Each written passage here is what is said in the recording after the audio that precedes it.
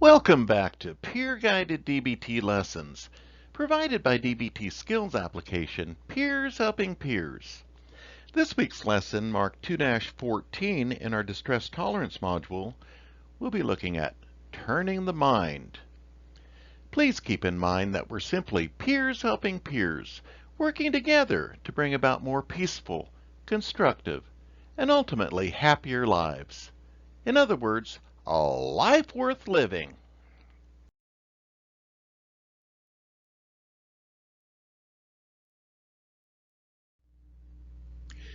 So what does it mean to turn the mind? Acceptance of reality as it is requires an act of choice. It is like coming to a fork in the road. You have to turn your mind towards the acceptance road and away from the rejecting reality road. You have to make an inner commitment to accept. The commitment to accept does not itself equal acceptance. It just turns you toward the right path. But it is the first step. You have to turn your mind and commit to acceptance over and over and over again. Sometimes you have to make the commitment many times in the space of just a few minutes.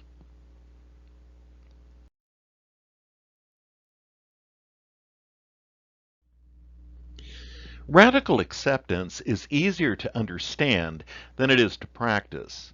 There are many obstacles to giving up the suffering of resentments and anger towards others, towards God, or towards the world in general. Let's look into a few of these obstacles, as explained by Karen Hall, Ph.D. Number 1, I don't want to let them off the hook. Number 2, accepting means I agree. I will never agree. And number 3, I need to be angry to protect myself. So let's take a look at the first one. I don't want to let them off the hook. Holding on to your anger can seem like you are punishing the offending person, whoever did a wrong to you. As long as you are angry, then they aren't getting away with whatever they did to harm you.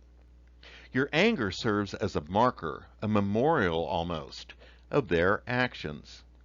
If you let go of your emotions and radically accept, then it can seem like it never happened. You don't want it to be that easy for the other person. When your feelings are deep and intense, you want the other person to understand the hurt that they have caused. Plus, your resentment is pretty intense too and difficult to manage. That sounds good. The problem is that it doesn't really work that way. When someone has treated you unfairly, they either know it or they don't. If they recognize their actions were unkind, then your anger serves only to distract from them facing their own failings and guilt. If they don't recognize their unkindness, or worse, then your anger changes nothing. Your anger will not teach another person about compassion and kindness or respect of others. Radical acceptance does not mean that you embrace the person who hurt you as if nothing happened. You go forward with knowledge you didn't have before. You stand up for yourself with respect. The anger and resentment serve as messages to be more careful in the future, to stand up for yourself in effective ways, to strengthen your support system, or to use whatever knowledge you gain to be more effective in living your life. Holding on to the anger or resentment handcuffs you to the past and keeps you reliving a painful event. You continue to suffer though the event is past. The same information is true if you are angry with yourself. Forgive yourself and move on with what you have learned. Punishing yourself does not help you live more effectively. Let's go on to number 2. Accepting means I agree. I will never agree. The problem is that the word accept often means approving of something or agreeing with someone, such as accepting a job offer means agreeing to take the job. Radical acceptance does not mean you are agreeing to a situation or action. It means you are acknowledging that the event happened and is real. Acceptance means not fighting reality. You don't have to approve or agree, but the facts are the facts. You can say something, for example, a wedding shouldn't have happened, that you will never accept that he married her, that you will hold it against him to his dying day, and that you will never acknowledge their relationship. The suffering is yours. The reality is that he did marry her. Your refusal to accept it doesn't change the facts and only holds on to emotional pain for you. The same information is true if you are not accepting your own behaviors. The truth is that you did whatever you did. You don't have to approve or agree, but the facts are the facts. On to number 3. I need to be angry to protect myself. Radical acceptance can seem very risky to emotionally sensitive people. Anger, withdrawal, and resentment can seem like armor to protect yourself. You may be seeking safety from the person who hurt you. Perhaps you forgive too easily and forget that someone behaves in certain ways, so you get hurt again. The answer is not to protect yourself from possible future suffering by doing something that creates suffering in the present. In this case, finding a way to go forward in a different way with wisdom so you don't let the same scenario happen again and again.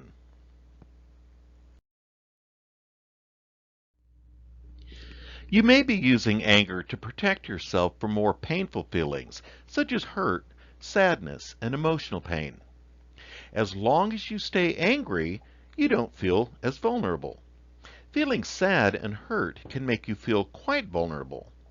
In this case, anger is a secondary emotion, and you are blocking your primary emotions. As long as you block your primary emotions, you cannot heal.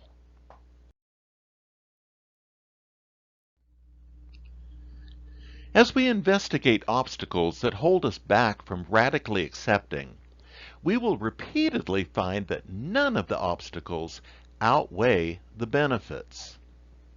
Even though practicing radical acceptance can be very difficult, requiring us to repeatedly turn our minds in that direction, the resulting relief from suffering is well worth the effort.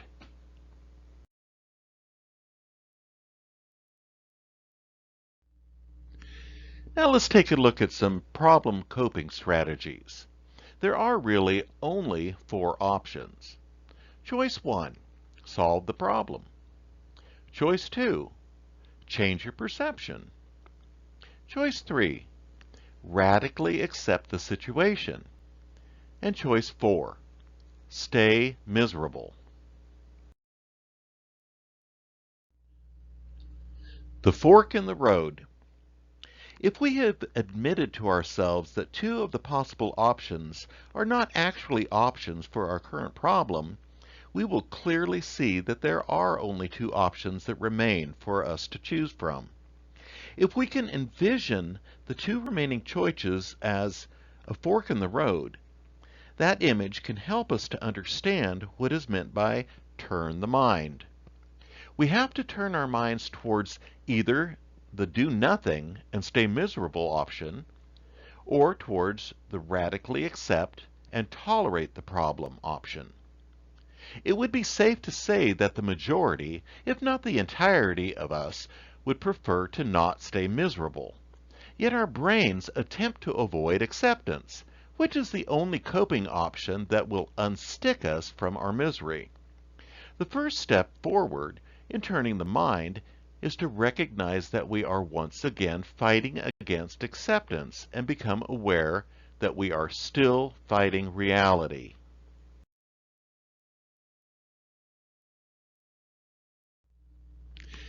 Now let's look at 4 steps of turning the mind.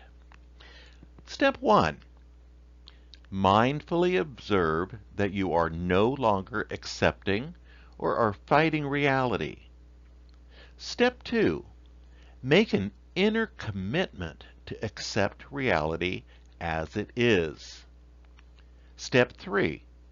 Repeat steps 1 and 2 over and over and over again.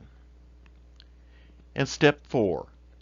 Develop a plan that will help you catch yourself if you become aware that you are drifting away from acceptance.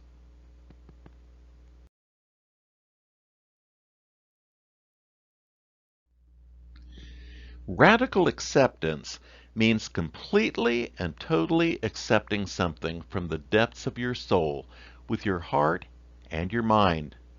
You stop fighting reality. When you stop fighting, you suffer less. You accept what is, learn, and go forward. Build a strong base with acceptance. Then you have something to base change on. Be sure to check out the video description in the comments below. You'll find a link to the website lesson that accompanies this video. You will also find links to the handouts and worksheets created to complement this video. And while you're there, if you found this video helpful, be sure to like it. Next time in our peer-guided DBT Lessons to Stress Tolerance module, we'll be looking at self-soothing with the 5 senses, plus DBT's toolbox.